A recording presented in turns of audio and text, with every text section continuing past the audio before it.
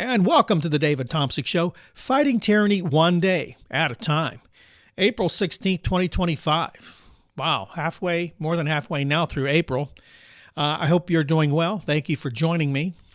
We're going to talk a little more about trade wars today.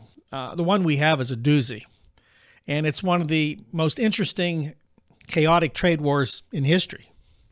And it's not working out too well for pretty much anyone. But that's the way trade wars work. But we're going to talk about it today. And I got some comments, and people told me, well, China has no real recourse but to capitulate to Donald Trump. They made a point of saying that China needs the trade here. They need the revenue. They don't have enough of an economy to handle the biggest buyer of their goods in the world, yada, yada, yada.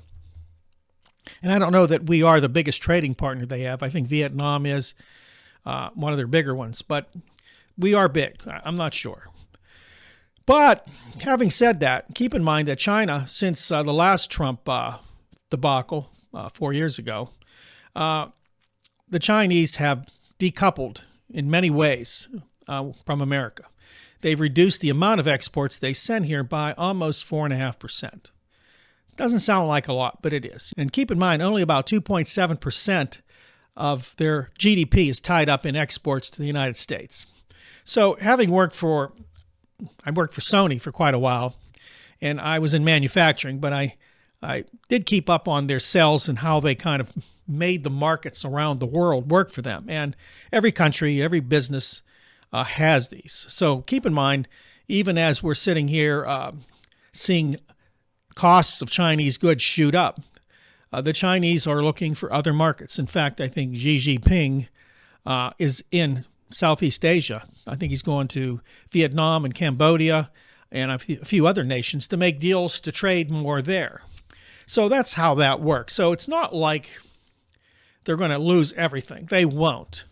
And of course, remember, the Chinese think well ahead of us. They're 15, 20, 30 years ahead in their planning. We're 30 seconds ahead, maybe. And with Donald Trump, it might be 5 seconds. He comes up with an idea and it changes 30 seconds later. So there's a difference in strategy and ability to think things out and understand complex problems. I digress. But we had an escalation in the trade war recently here. Wow, J.D. Vance, what a gem. Vice President. I'm not sure how we got this guy, but maybe we should send him back. Just saying. Now, in a Fox News interview, J.D. goes out and calls Chinese workers peasants. Not a good idea. Actually, as a representative of the United States, it's a stupid idea.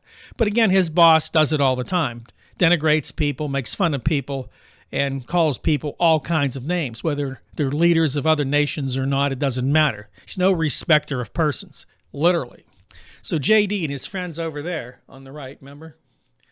They like that. They feel good about it. I always tell people that by the grace of God, we have what we have here. We've had major advantages over the rest of the world, including China. We were unscathed by World War II pretty much here continentally in the United States. Of course, Hawaii was attacked. But we had the reserve currency. All the oil transactions had to be in dollars, so we were able to export our inflation, export our dollars for decades, which gave us markets of cheap goods from China and other places. We were able to prosper because of that. No other nation had that privilege. Now that's coming to an end. And if you've watched my videos, and you can go back and see them, I've talked about the end of the American empire. We're seeing that now. Trump will just hasten it. He will speed it up, but it's coming, okay? So J.D. Vance called these workers peasants. Now China fired back, and they said this: let the peasants in the United States wail in front of 5,000 years of Chinese civilization. That's an excellent quote. So what I'm saying here, this should tell you this is not just about trade. It's about culture. It's about hegemony. It's about control of the world and its resources and having a way to control your destiny as a nation. And the United States had all the power for decades. It's now losing that power. Donald Trump doesn't quite understand that it's not the same nation power-wise as it was when he was in office. Things have changed. China's one of them. So this isn't just about trade. The Chinese do have 5,000 years of civilization, which means they stick together. They may have issues. They will take the pain. Maybe they will have a revolt or two. I'm not sure that that'll happen. But the bottom line is they can handle the pain of a trade war. They will force themselves to. They will work it out. Not so much here. We already have people complaining about prices, as they should. But remember, it's because we are used to having low prices. We're used to having our way with the world, and now we're not getting it. And a lot of people, especially over there, have gone into crazy mode to get what they want. And of course, that's why they elected Donald Trump. He promised to get them all the things they had in the 20th century and back farther, where America was once great, I think. I never figured that timing out. I digress. So as the Chinese plan out their future 5, 10, 15, 20 years in advance, America, especially under Donald Trump, looks at it every 30 seconds. In fact, every 30 seconds he changes his mind. He blinks. He gets confused because he has no plan. And this is what we're up against. A guy shooting from his hip compared to people planning out their future 15, 20, 30 years in advance. So how do you even cope with that in America? Well, what we're seeing is the result of that type of leadership. A collapse in our integrity around the world, a collapse of our economy, a collapse of our stock market. The stocks are down early today. Before the Dow opens, every index was down. People got excited because it went up, and then it came down. It went up, and they got excited. See, Donald knows what he's doing. But there's so much uncertainty, you're not going to be able to have consistency in the stock market. It just can't happen. So what's going on? Who's winning this trade war? So Xi Jinping said this: trade wars and tariff wars will produce no winners, and protectionism will lead to nowhere. He knows that there's really no winners in a trade war. Everybody says this. But again, why is Donald Trump doing this? As I've mentioned in other videos, Donald Trump wants to assert control over the world, not just America. He wants to bring everybody to their knees. He wants America to be great again, right? And by doing that, he means he has to tear down everybody else. That's what you want in a leader, right? For me to be better than you, I've got to knock you on the floor. Instead of what the world was set up to be after World War II, and I've talked about this in other videos, a world of cooperation, of free trade. Not perfect. For those of you who want to set comments, don't bother. Free trade is not perfect. It can be fixed individually. And sometimes things never get fixed. But as I've said, you never burn down the whole house because you have a cracked piece of drywall in your living room. That's not how it works, nor should it work that way. But I digress with that because most people just want to burn it down. Everybody's evil. Everybody's bad over there. They think, well, they're stealing from us. You know, I can't even answer that, and that's why I tell people, don't even bother talking to me. If you're going to say Democrat more than twice, if you're going to go back to Joe Biden, if you're going to do all these things that we can't get away from, that's dragging us into the mire and the muck, you stay in the mire and the muck. You go on that hill, as I said yesterday, go on the hill you want to defend. You'll die on that hill, and after it's all done, I'll come up and put flowers on your grave, and I'll come back home. Because I'm not going to die on that hill. I'm going to evolve. I'm going to learn. And I'm going to have my hand out. Say, hey, let's help each other, man. Let's help each other. That's my duty, I believe. So, now Donald Trump doesn't believe that both parties lose. See, first of all, you can be in a battle and you know you're going to lose. You send all your troops, let them all get killed because you're going to try to win to the end. A lot of people would do that. They would commit everything, destroy everything for them to be right. That's what we're seeing with Donald Trump. Send in the reserves. We're not going to win. We're cornered. Send them in. Let's not retreat. We have to retreat. No! Forward! But he has retreated. Trump expected China to panic in this right away. He expected China to call. Well, they didn't call, and they didn't blink. Who blinked was Donald Trump more than once, 3 times now. Recently, he just blinked again. He lifted the tariffs on electronics like computers and cell phones. He was told, dude, no one's going to pay $3,000 for a cell phone. Grow up here. And he had to go backwards. He's waiting for Z to capitulate. You see, here's Donald Trump, and this is what a lot of people don't understand about how the world works. Donald Trump looks at everything as a zero-sum game. This is an old adage people used. It's a mathematical theory, okay? And I'll read that to you so you understand. It's important. This is used in a lot of different scenarios. In this case, it's trade war. I believe this comes from a mathematical theory. I believe it's a theory. Now, it says, in any given situation where every gain one party makes, another party must lose an equivalent amount.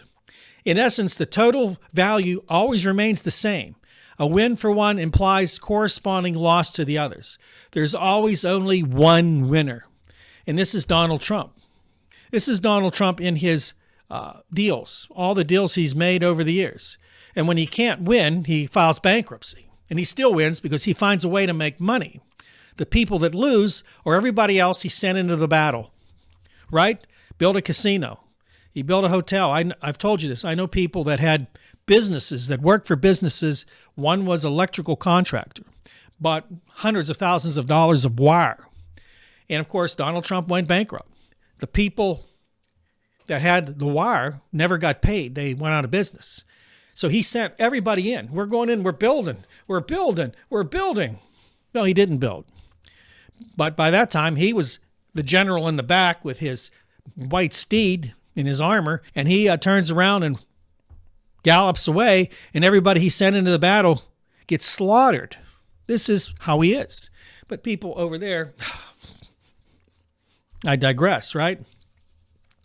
I do got a couple articles, and I think I'm going to read right now. And I always read articles because it gives you perspective from different places. So one of them is, how can China fight back with this trade war? And this is, again, something a lot of folks don't quite understand. When China sells us product, basically they're buying our debt. They come and they buy our debt, and they usually buy U.S. bonds, treasury bonds. So it's a win-win. Okay, we get investment in treasuries, and they get money, and we get their product. So China has a nuclear option that involves our U.S. debt. China is the second largest holder of U.S. debt, otherwise known as treasuries. At $760 billion, countries like China like to buy U.S. debt. The dollar is considered a standard currency in international trade, as I've mentioned, and thus a low-risk investment. China is only second to Japan, which holds $1 trillion, according to the U.S. Treasury Department. Now, China could theoretically weaponize the U.S. Treasury holdings by dumping them, meaning that it would sell off Treasury holdings for less than they are worth. By doing so, China would then, because of the amount it owns, devalue the U.S. dollar. What happens there?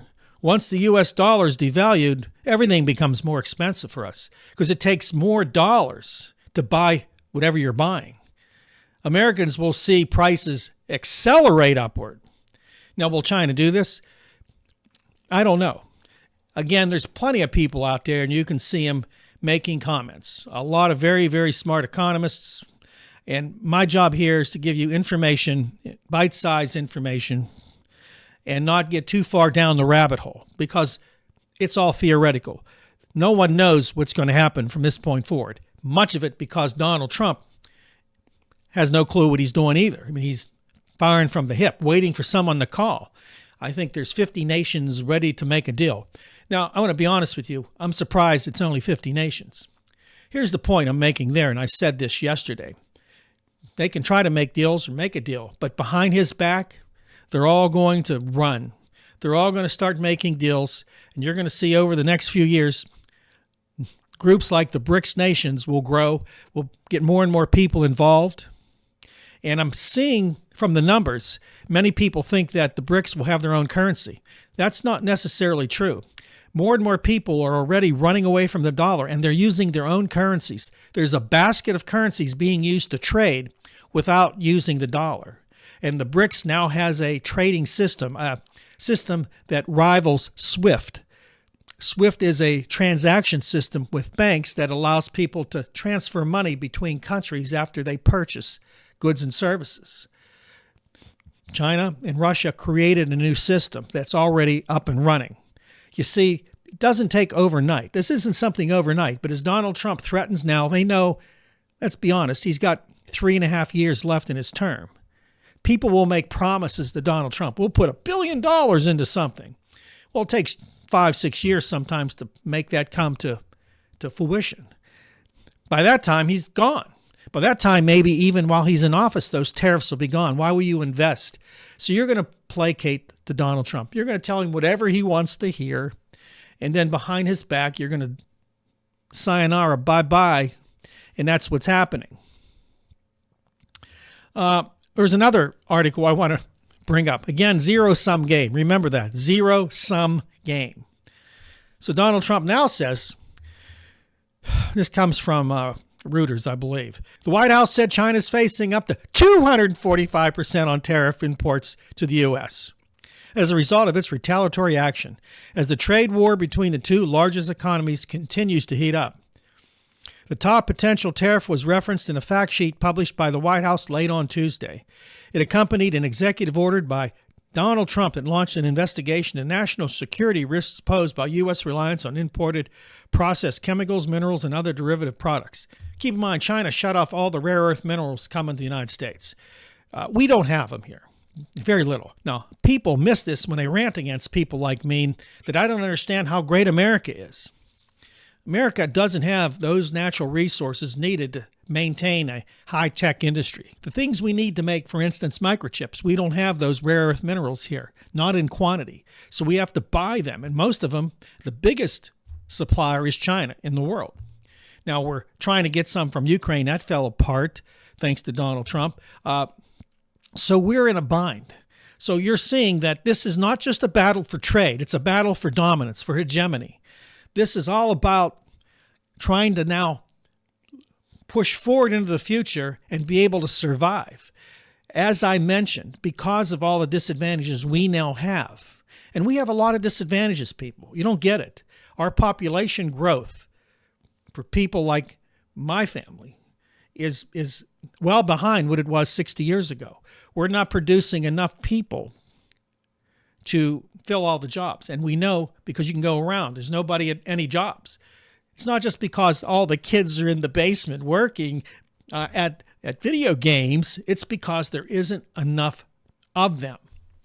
And that's the way you have to understand it. That's why we need immigration.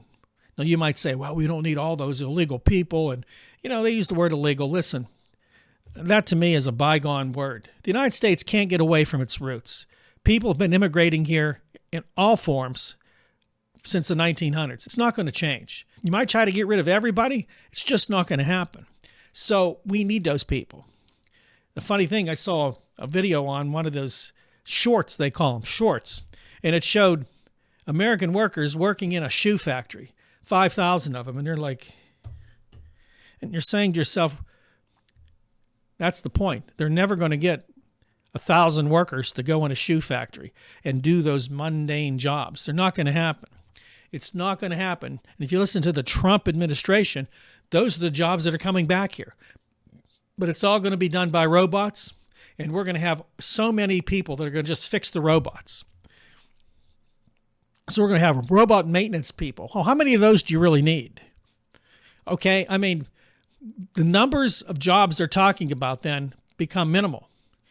It becomes worthless, and you still have to pay a premium for making it here in the United States. That's why we have globalization, my friends. Globalization, I'm going to say this again, and I've talked about this on other videos. It's when you want to produce something, you got to make a choice. Can you produce it cheaply and efficiently at a low price that can be afforded by your population? And if you trade it, other populations. I always use the example of a broom. Now, I'm sure we do make brooms here. They're probably expensive, but why would you bother? What you want to make here is high-tech items, okay?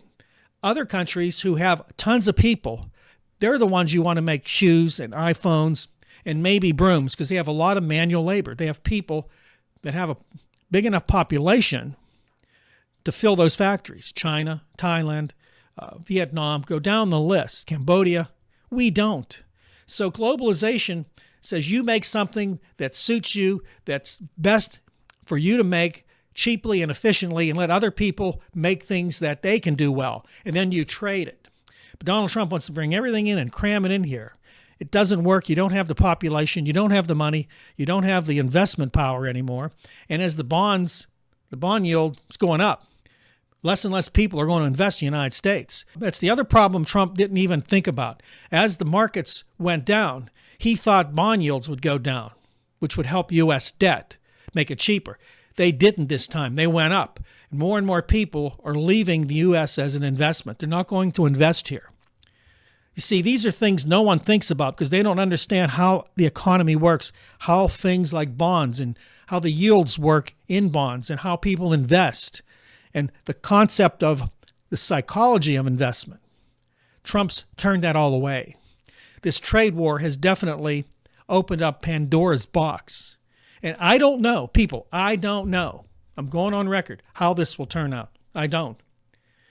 And I'm sure a lot of people are guessing, and some of them might be right. But I'm not going to guess because ultimately, I don't want to have to come back here and say, I was wrong. But I will tell you that it's very dangerous for America right now. As a player in the world, we're losing our prestige. And I talked about this yesterday. Please watch that video. We're losing our ability to influence, and people don't trust us anymore. Not that they trusted us in the past 100%, but whatever the percentage of trust they had a couple of years ago or 10 years ago or 15 years ago is much less today. That's the numbers game. And we can't live in a zero-sum game world. There can't just be one winner. It's not going to work because you will have a revolt, you will have a war. And I was asked, can this trade war lead to a physical war with China? Will it absolutely lead to war with China? No. Is there a really good chance? Yes. So we have to think this through now. And I encourage Congress, whose job by the Constitution is to affect trade policies and taxes, to take it back. This loophole he used to gain power got to be closed because he has no clue. And I know those people over there think he does. We're not even listening to you guys. We don't want to hear it. We know, and those of you that have been following me, we know that this country's in big time trouble. The chaos in this world, the chaos in our own continent was unnecessary from the start. This was all done by ideology, by a whim, by a guy trying to be the king of the world. I used king. I could have used dictator. He wants control. He wants to bring back America from the 1900s. We want to take over places and grow America and go back to the days where white guys made even more money. Well, I hope we never go back to those. Listen, that's all I have. Thank you for watching. Please like, subscribe, and share the video. Again, I'm going to mention our sister channel, Nights Around the Fire. I have a link in the description box. We have a video there, one video so far. It's a good one. It's with me and Ashley Hamilton. I think you'll enjoy it. If you like mysteries, legends, and myths, go over to that channel, share that channel as well. Beyond that, God bless you, and I'll see you tomorrow right here on The David Thompson Show.